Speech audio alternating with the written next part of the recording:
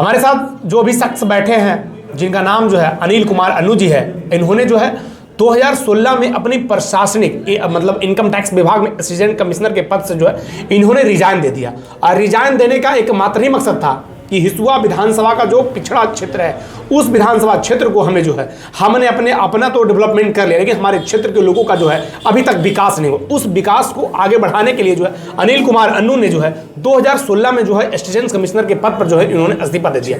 अगर वो चाह लिए होते 2020 तक, मतलब विधायक बनने से ज़्यादा अच्छा होता है, वो प्रशासनिक व्यवस्था में थे, वहाँ से वो धन अर्जित कर सकते थे अगर चाह लिए होते। लेकिन इन्होंने 2016 में रिजाइन दिया। उसके बाद जो है आखिर 2016 में रिजाइन देने के बाद क्यों रिजाइन दे दिया और हिसुआ विधानसभा क्यों? बड़ा प्यारा लगता है मुझे अपना गांव।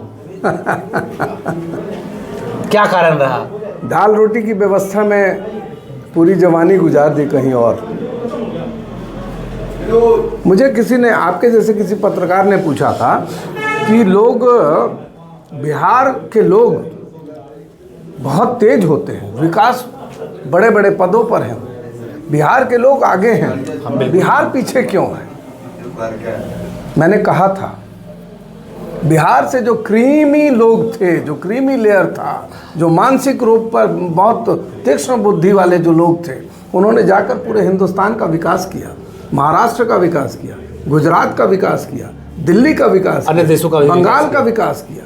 40 वर्षों तक अपना योगदान देते रहे, पूरा देश विकसित हो गया।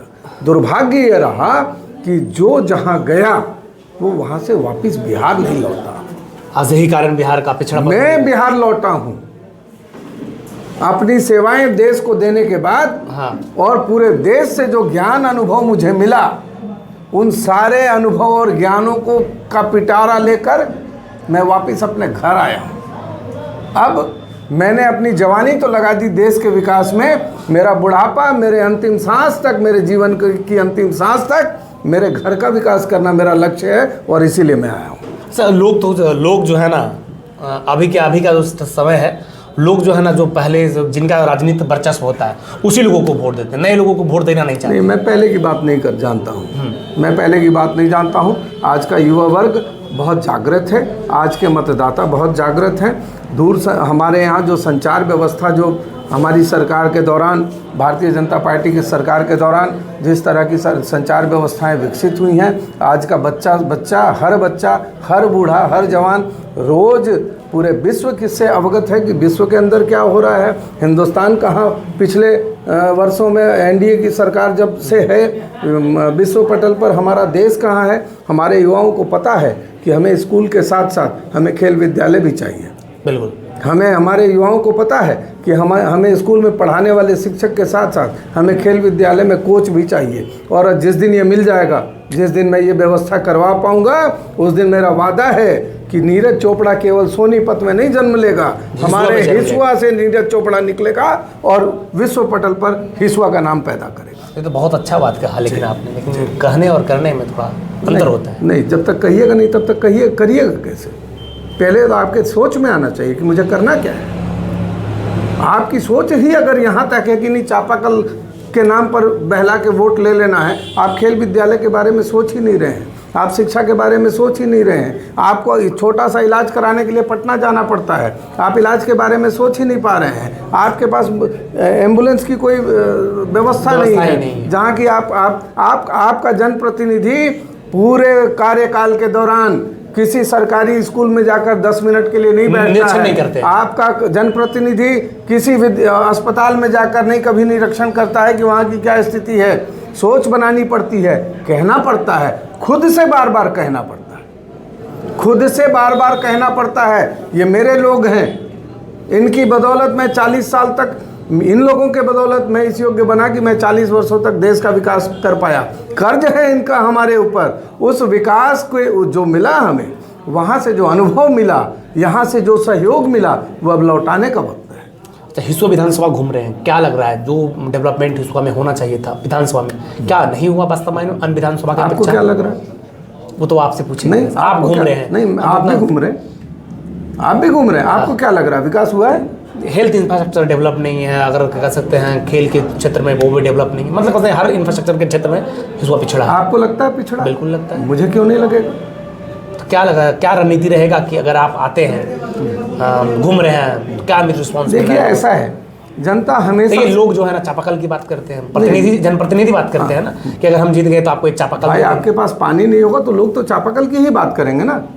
सरकार तो नल जल लगाई है, 1.5 लाख करोड़ रुपया खर्च। मैं फिर वहीं आऊँगा, मैं बार बार कहता हूँ, सरकार सब कुछ कर रही है, हमारी एनडीए सरकार सब कुछ कर रही है, नल जल योजना कर रही है, सारी चीज़ें कर रही है, फिर लोगों को मिल नहीं पा रहा है।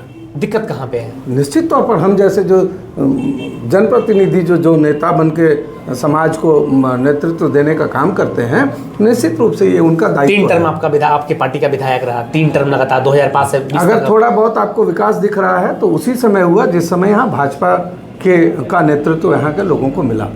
उसके बाद आप चुनाव इसके कैसे, अलावा आपकी पार्टी चुनाव कैसे? निश्चित रूप से हम उतना नहीं कर पाए जितना हमें करना चाहिए था। हम और कर सकते थे, हमने केवल 5% किया, हमें 100% करना चाहिए था। मोदी जी अगर 18 घंटे काम कर सकते हैं तो मैं क्यों नहीं कर सकता हूँ? क्या अनिल कुमार अन्नू अपने क्षेत्र में भारतीय जनता पार्टी की जो योजनाएं हैं बिहार सरकार के द्वारा, चाहे केंद्र की सरकार हो या राज्य की सरकार हो, उस योजनाओं के बारे में लोगों को बता रहे हैं? निश्चित तौर पर ये जनसंपर्क कार्यालय खुलने का मकसद यही है कि यहाँ लोग आवें, अपनी समस्याओं को बतावें, और हमारी जो टीम है, एक बड़ी शिक्षित टीम हमारी यहाँ रोजाना है, लोगों को योजनाओं को बताने के लिए, उन्हें मदद पहुँचाने के लिए, उन्हें रास्ता दिखाने के लिए, उनके साथ चलकर उन्हें किसी भी तरह की मदद पहुंचाई जा रही है। अच्छा, मतलब कहा जाता है कि विधायक बनने का एक लोगों का सपना होता है, लेकिन कसरतन जितना पैसा विधायक उन लोग नहीं कमाते, तो इनकम टैक्स में ऐसा है, जिस विभाग में रहे उस विभाग में ज़्यादा छाप सकते हैं। आप व्यक्तिगत मेरी बात न करें कि मैं क्या कमाता हूँ, नहीं कमाता हूँ, क्या कमा सकता था, क्या नहीं कमा सकता। सर नहीं, वो मैंने यहाँ के लोगों ने, हिसुआ के लोगों ने,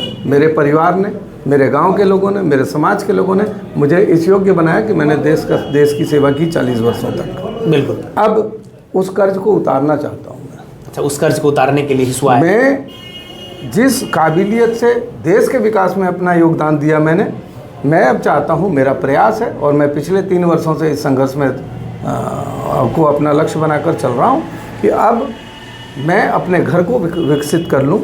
देश तो विकसित हो गया, अब हिसुआ का विकास भी जरूरी है, नहीं तो हम बहुत पीछे पिछड़ जाएंगे। अंतिम संदेश अपने क्षेत्र के लोगों के लिए क्या होगा? हमेशा मेरा एक ही संदेश रहता है, लोग जागें, लोग जागें, लोग जागें। बस यही संदेश है। बस शिक्षा के प्रति, चिकित्सा के प्रति, महिला विकास के प्रति, बाल विकास के प्रति, युवाओं के विकास के प्रति लोग जागें। सरकार बहुत कुछ कर रही है, एनडीए सरकार बहुत कुछ कर रही है, आदरणीय प्रधानमंत्री नरेंद्र मोदी जी बहुत कुछ कर रहे हैं, हमारे यशस्वी गृह मंत्री अमित शाह जी बहुत कुछ कर रहे हैं। उस करने का लाभ लें हमारे लोग। वहाँ तक योजनाएं अंतिम पंक्ति के व्यक्ति के पास पहुँचे, मिले। तो हमारे साथ बातचीत करने के लिए जो है अनिल कुमार अन्नू जी, 2016 में इन्होंने जो है अपने नौकरी से रिजाइन की, 2020 तक वो नौकरी कर रहे होते, लेकिन अपने नौकरी को पूरा करने के 4 वर्ष पूर्व ही इन्होंने जो है अपने नौकरी से रिजाइन कर उसके बाद अपने क्षेत्र की ओर लौटा और यहाँ पर जो है लोगों से बीच मिल रहे हैं और जन जागृति फैलाने को लेकर कार्य कर रहे हैं। वाकई वैसे ऐसे लोगों को जो है राजनीति में सपोर्ट करना चाहिए, क्योंकि इनका कोई बैकग्राउंड नहीं है, लेकिन इन्होंने जो अपने बौद्धिक क्षमता के बदौलत जो इन्होंने जो कुछ भी हासिल किया उसके बदौलत जो है क्षेत्र में आज लगे हुए। बाकी ऐसे व्यक्ति के बारे में क्या सोचा, आपकी क्या प्रतिक्रिया, अपनी प्रतिक्रिया जरूर दें। बहुत बहुत धन्यवाद सर, बहुत